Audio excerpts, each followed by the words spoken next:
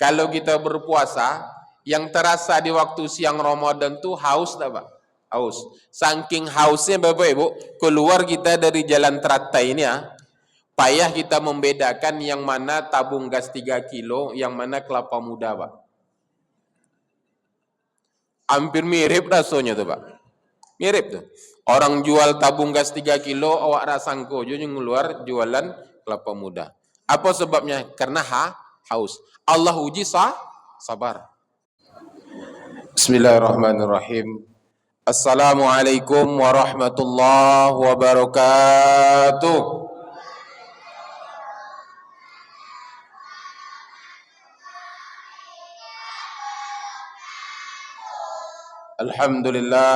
Alhamdulillahi wa kafa, wassalatu wassalamu ala rasulihil mustafa wa ala alihi wa sahbihi wa man ihtada.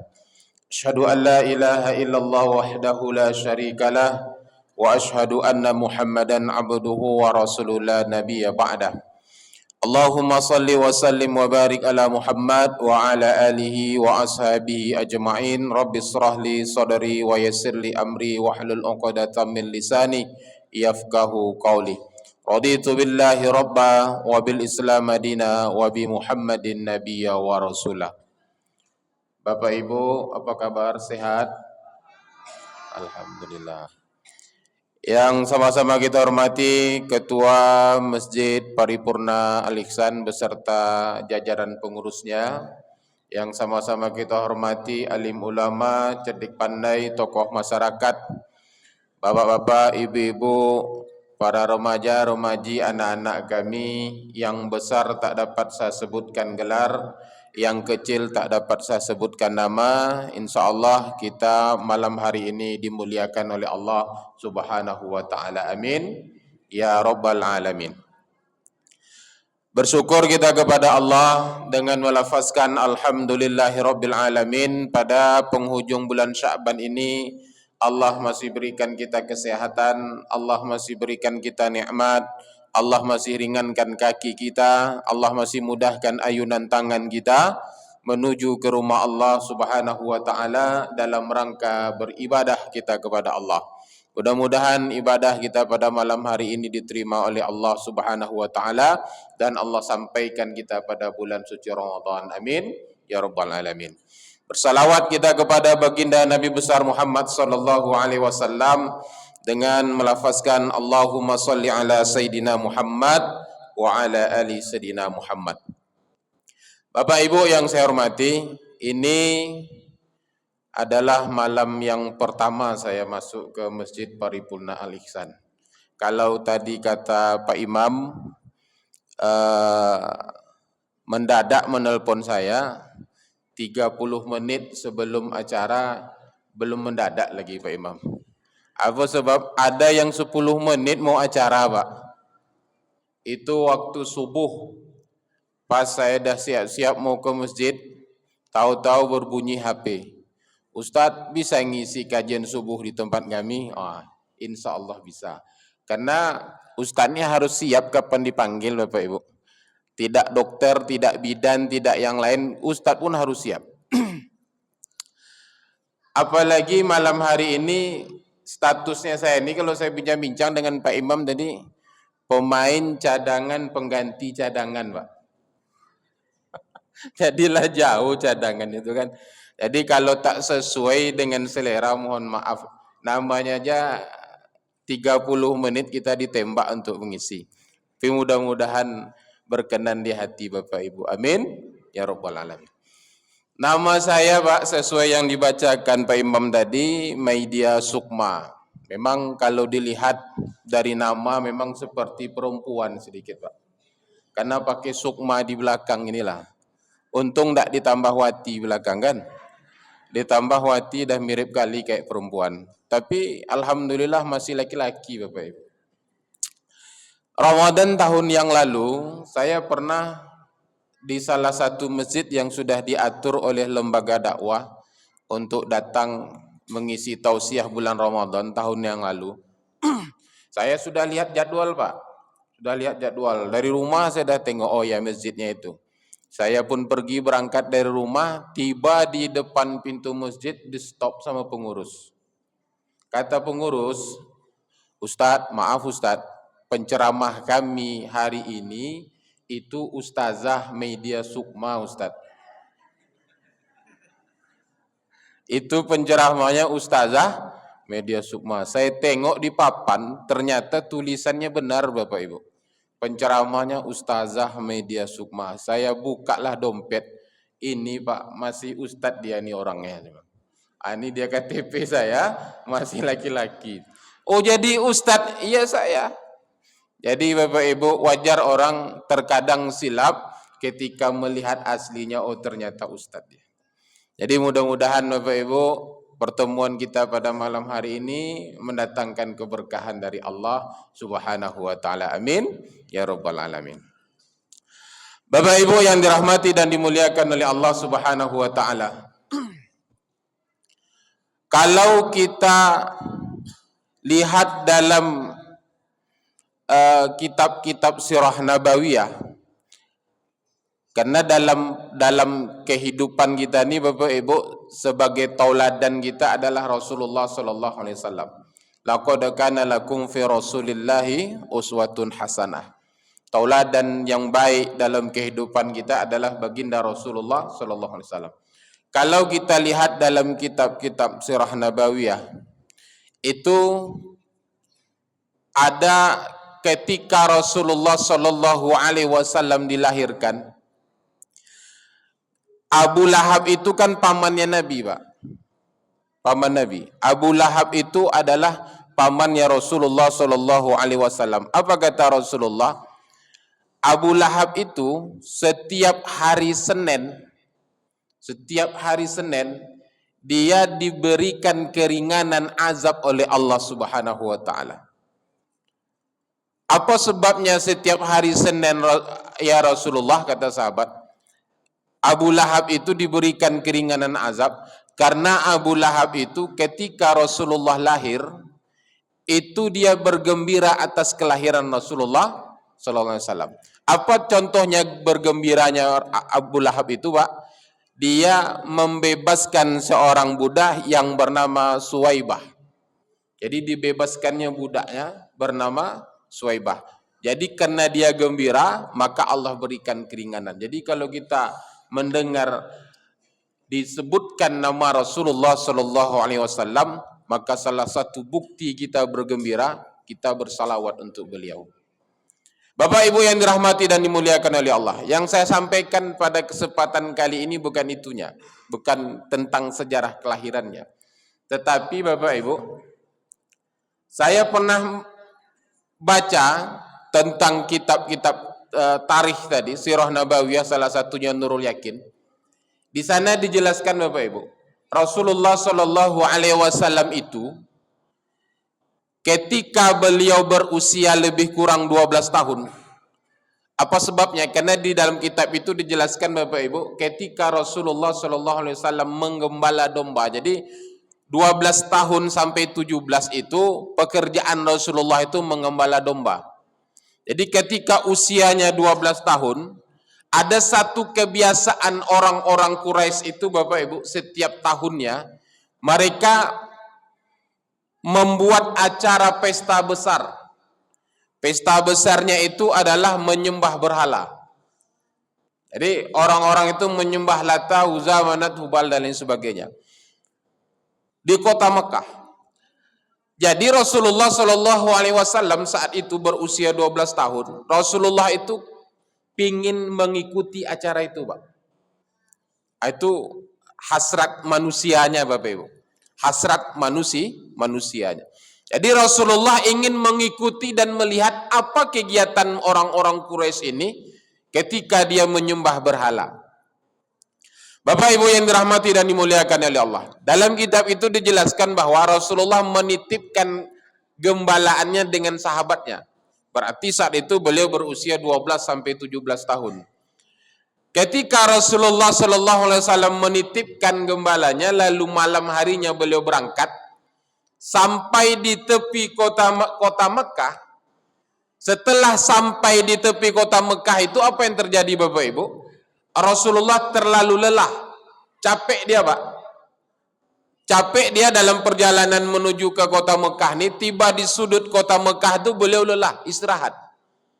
Istirahat, setelah istirahat baring sebentar, tahu-tahu tertidur. Tahu-tahu tertidur. Dan terbangunnya Rasulullah Shallallahu Alaihi Wasallam saat itu kapan Bapak Ibu?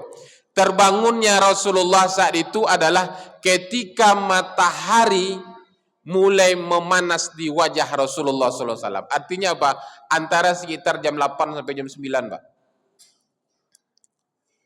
Apa kesimpulannya Ustaz? Kesimpulannya akhirnya Rasulullah tak jadi dalam acara itu.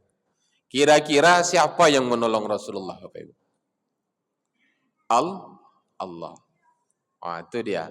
Di sini kita kaji kita Bapak Ibu. Siapa yang menolong Rasulullah Sallallahu Alaihi Wasallam? Allah. Kenapa Allah menolong Rasulullah? Karena Allah ingin menjaga Rasulullah Sallallahu Alaihi Wasallam. Tak mungkin Nabi melakukan maksiat. Tak mungkin Nabi menghadiri acara-acara yang ada maksiat dan dosa di tengah-tengah acara itu. Bapak Ibu yang dirahmati dan dimuliakan oleh Allah Subhanahu wa taala. Lalu pertanyaannya, bagaimana dengan kita? Kalau Rasulullah Sallallahu Alaihi Wasallam Allah tolong dan Allah bantu dan Allah selamatkan daripada maksiat dan dosa, lalu kita bagaimana? Bisa enggak kira-kira kita Ustadz terbantu dan tertolong dari segala macam maksiat dan bahaya tadi? Bisa Bapak Ibu.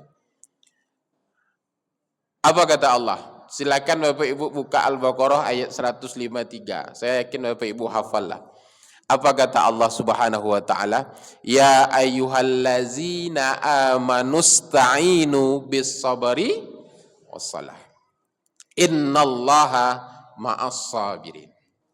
Apa kata Allah? Wahai orang-orang yang beriman, mohonlah pertolongan kepada Allah.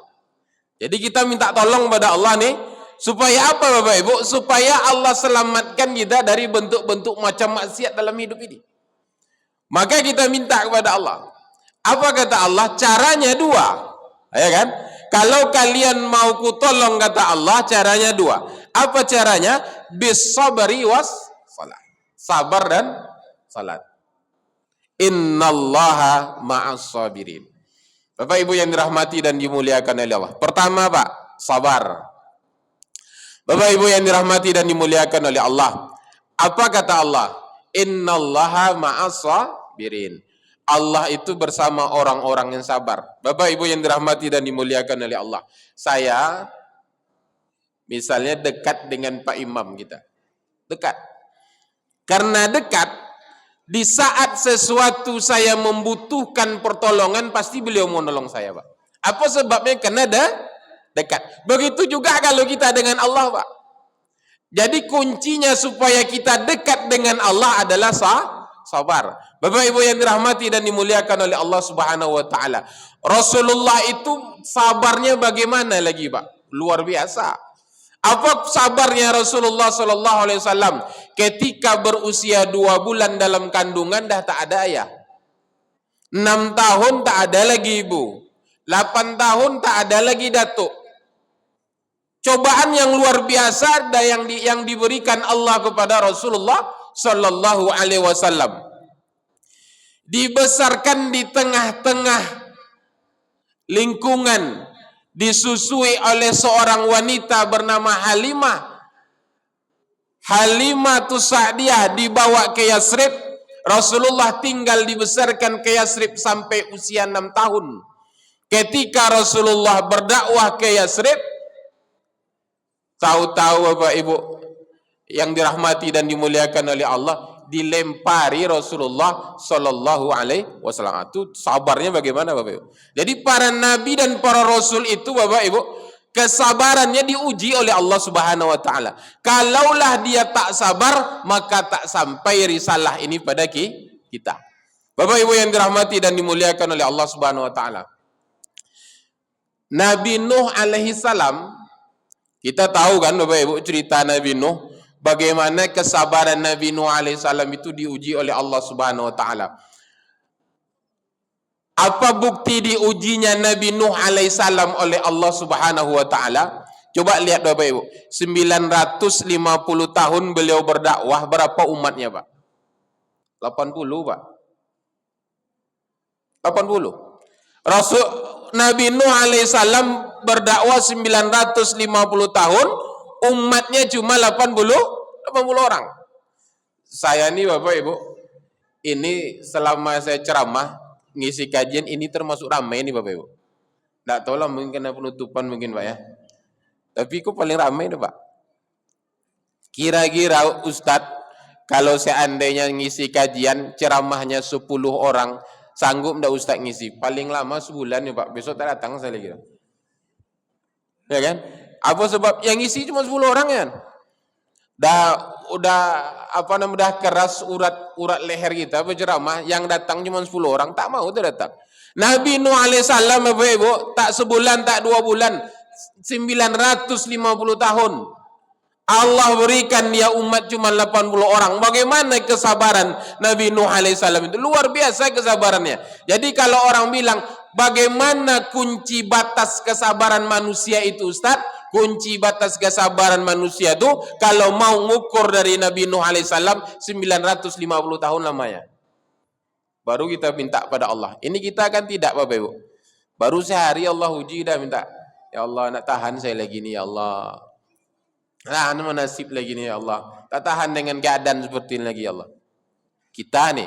Maka Bapak Ibu yang dirahmati dan dimuliakan oleh Allah, itu pertama sabar. Yang kedua, kata Allah Subhanahu wa taala, bis-sabri was-salah. Sabar dan salat. Dua-dua ini Bapak Ibu, dua-dua ini kita dapatkan pada bulan suci Ramadan. Ramadan Allah berikan kepada kita, salah satunya adalah pendidikan sabar dan pendidikan salat. Bapak Ibu yang dirahmati dan dimuliakan oleh Allah. Apa bukti bahwa Ramadan itu adalah tempat pendidikan sabar dan salat? Kita lihat. Bapak Ibu yang dirahmati dan dimuliakan oleh Allah Subhanahu wa taala. Ramadan, kita tahu bahwa kata Allah, ya ayyuhallazina amanu kutiba alaikumusiyam kama kutiba alal ladzina min qablikum la'allakum tattaqun. Di mana letak sabar di bulan Ramadan itu? Letak sabarnya adalah pada siam, pada puasa, Pak. Orang yang berpuasa itu tingkat kesabarannya diuji oleh Allah Subhanahu wa taala. Apa sebab? Di waktu siang Ramadan, Pak, kalau kita berpuasa, yang terasa di waktu siang Ramadan tuh haus, Pak? Haus. Saking hausnya Bapak Ibu, keluar kita dari jalan teratai ini ya, payah kita membedakan yang mana tabung gas 3 kilo, yang mana kelapa muda, Pak. Hampir mirip rasanya tuh, Pak. Mirip tuh. Orang jual tabung gas 3 kilo, awak rasangko juga ngeluar jualan kelapa muda. Apa sebabnya? Karena haus. Allah uji sabar. Ketika tiba waktu berbuka puasa, ketika masuk waktu berbuka puasa, seakan-akan semuanya habis, tapi hilang semua itu, Pak. Hilang. Yang seakan-akan minumannya habis, sirupnya habis, picalnya habis, semuanya habis. Tapi ketika dengan segelas air saja selesai semua. Itulah nikmat Allah Subhanahu wa taala. Itulah hawa nafsu kita yang harus kita uji di bulan suci Ramadan dengan kesabaran. Itu yang pertama Bapak Ibu. Yang kedua Pak, di bulan Ramadan itu Allah latih kita dengan salat. Apa sebab Bapak Ibu? Datang ke masjid kita beribadah salat. Tarawih, witir, itu yang disampaikan oleh Pak Ketua tadi. Tarawih, witir, imarakkan masjid di bulan suci Ramadan. Untuk apa? Latihan kita di bulan suci Ramadan, Pak. Bapak Ibu yang dirahmati dan dimuliakan oleh Allah. Ada jemaah tanya dengan saya, Ustadz, sholat tarawih itu kan dan witir itu kan boleh kita lakukan di bulan suci Ramadan di rumah, Ustadz? Boleh. Kenapa tidak kita lakukan di rumah saja, Ustaz? Kenapa orang lebih sering lakukan di masjid, Ustaz? Di rumah kan bisa kita lakukan. Boleh, silakan. Cuman di rumah besar pula setan yang akan menggoda kita. Kalau masih kurang iman tuh buatlah di masjid. Bapak Ibu yang dirahmati dan dimuliakan oleh Allah, saya bilang dengan jemaah, ustadz-ustadz nih untung kena ceramah setiap malam tuh datang ke masjid, terlaksana sholat tarawih witir. Kalau ndak ceramah belum tentu datang bisa terlaksana di rumah. Kami ustadz nih Bapak Ibu belum tentu lagi Pak. Diselamatkan dengan datang ngisi tausiah di masjid, datang ke masjid tuh. Sholat tarawih itu mau tak mau ngikut sholat tarawih kita. Selamatlah kita hari itu. Kalau tidak, hilang juga Pak. Apalagi di akhir-akhir Ramadan. Akhir-akhir Ramadan itu cobaannya besar pula Pak. Maka Bapak Ibu yang dirahmati dan dimuliakan oleh Allah, cobalah lihat di akhir-akhir Ramadan itu, mana yang ramai, masjid atau Ramayana? Ramailah Ramayana lagi Ustaz. Itu dia. Bapak Ibu yang dirahmati dan dimuliakan oleh Allah. Apa sebabnya? Kita dah kalah pada ujian sabar. Kita dah kalah pada ujian ibadahnya itu Pak. Bapak Ibu yang dirahmati dan dimuliakan oleh Allah Subhanahu wa taala. Ustaz, ini Ramadan mau datang. Kalau Allah panjangkan usia kita, alhamdulillah. Apa yang harus kita persiapkan Ustaz? 5. Ini saya simpulkan jadi 5 Pak. Pertama, yang harus kita persiapkan ialah Bapak Ibu yang dirahmati dan dimuliakan oleh Allah, tazkiyatun nafs, bersihkan hati kita. Pertama itu caranya bersihkan hati. Dari apa Ustadz? Dari penyakit. Kita mau menyambut Ramadan ini harus bersih. Bukan hanya jasad kita saja, bukan hanya saja jasmani kita saja, tapi roh kita perlu dibersihkan daripada penyakit. Kata Imam Al-Ghazali, dari penyakit apa? 3. Pertama penyakit ujub, kedua penyakit sombong, ketiga penyakit iri. Ujub, sombong, iri ada di hati, bersihkan.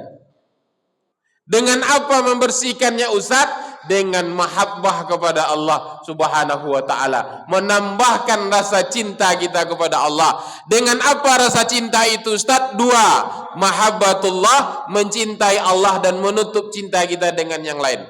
Dengan keluarga cinta silakan, dengan suami cinta silakan, dengan istri cinta silakan, dengan anak cinta silakan, dengan harta cinta silakan, tapi tutup yang lebih kita cintai adalah Allah.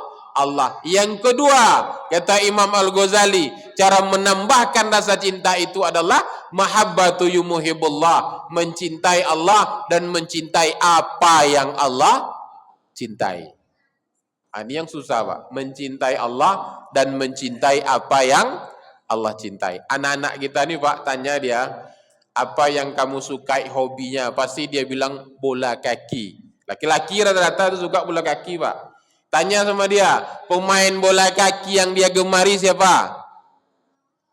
Siapa? Ronaldo? Kan Ronaldo gitu ya Pak. Itu setiap apa yang dia buat itu pasti dia ingin memiliki, menyerupai dengan yang dia suka itu. Pasti itu Pak. Gaya rambutnya buat kayak Ronaldo. Pakaiannya, gayanya, semuanya ditirunya. Apa sebabnya? Karena dia cinta. Lalu kalau kita bagaimana? Kita cinta dengan Allah. Apa buktinya kita cinta dengan Allah? Kita mencintai apa yang Allah cintai. Bapak Ibu yang dirahmati dan dimuliakan oleh Allah Subhanahu wa taala. Ada seorang sahabat Rasulullah Pak, bernama Abdullah bin Umar.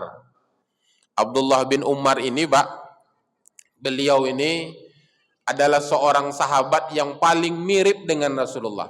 Bukan mirip wajah, tapi mirip tingkah laku, sifat.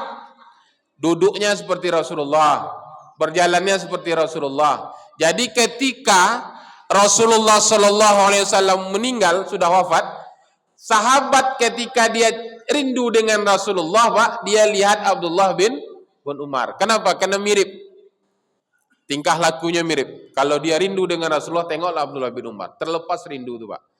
Apa yang terjadi? Pernah suatu ketika Abdullah bin Umar itu dia ingin membawa kafilah berdagang, karena orang-orang Quraisy itu kan hobinya berdagang. Li'ila fi Quraisy illa fihim rihlatas sita'i wa saif. Berjalan dari musim panas ke musim dingin. Lalu kata Abdullah bin Umar, kalian tunggu sini, saya mau ke ujung sana. Tahu-tahu beliau buang hajat Pak, buang air kecil. Setelah selesai buang air kecil, Abdullah bin Umar datang ke rombongan. Kata orang rombongan, sahabat dia, wahai Abdullah bin Umar, engkau menyuruh saya berhenti hanya untuk melihat engkau buang air saja? Iya, kata beliau. Kenapa wahai Abdullah bin Umar?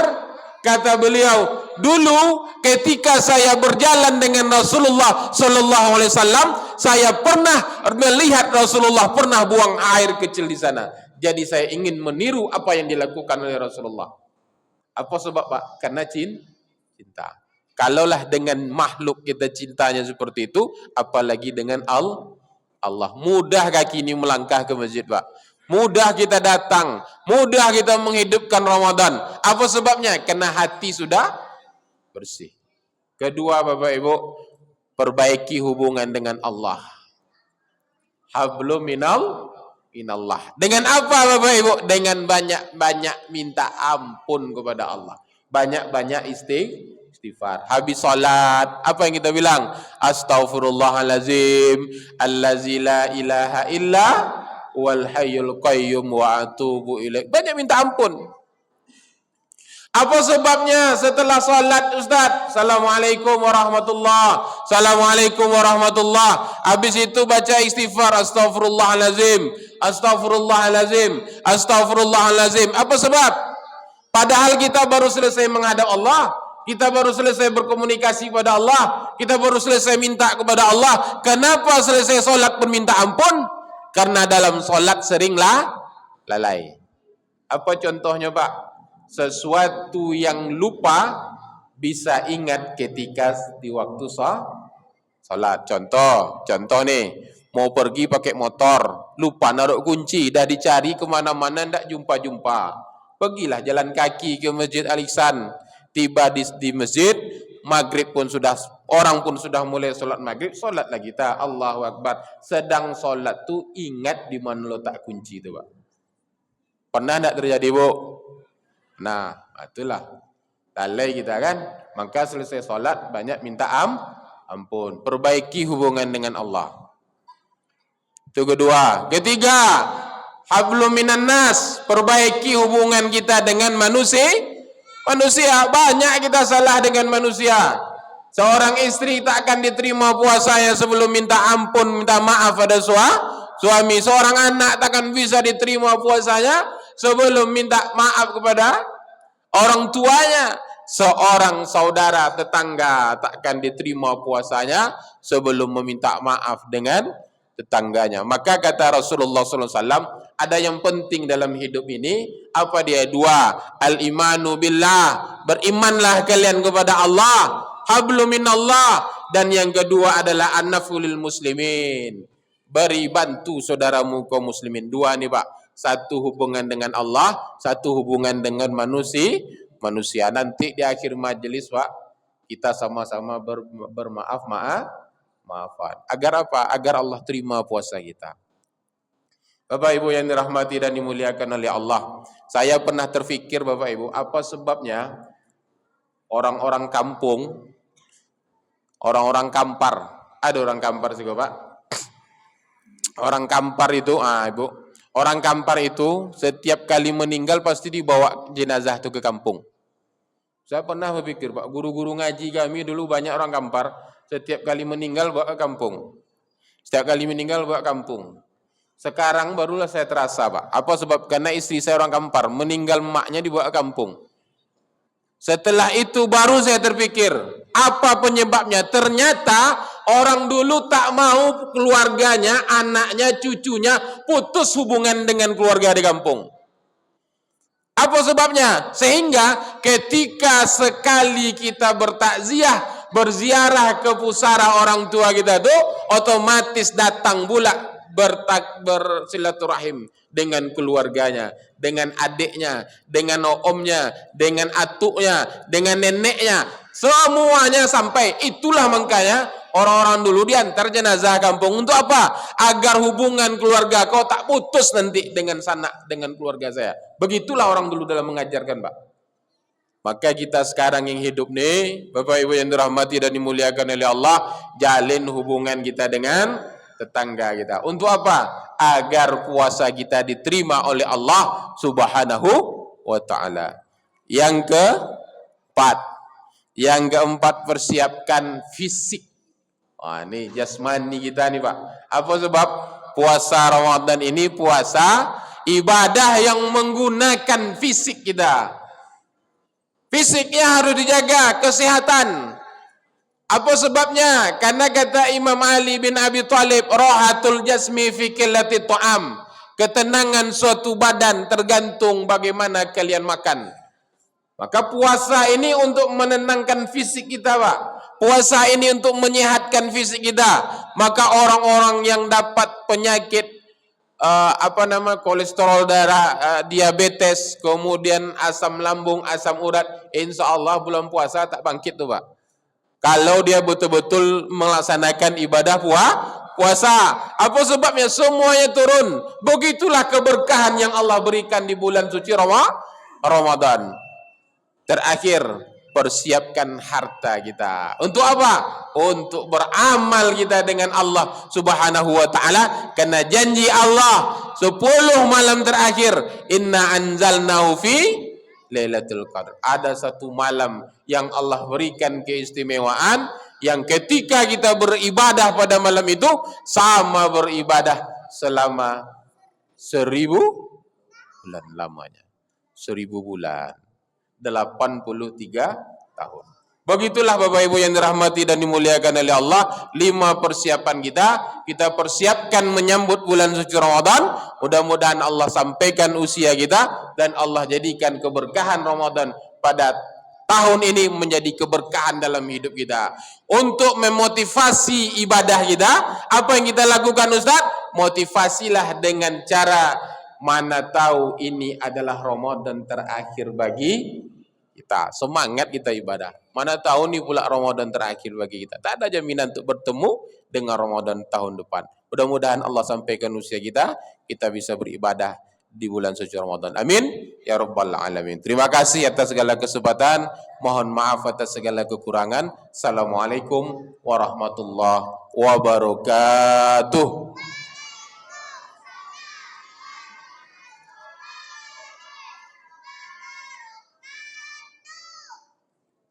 Terima kasih kami ucapkan kepada kita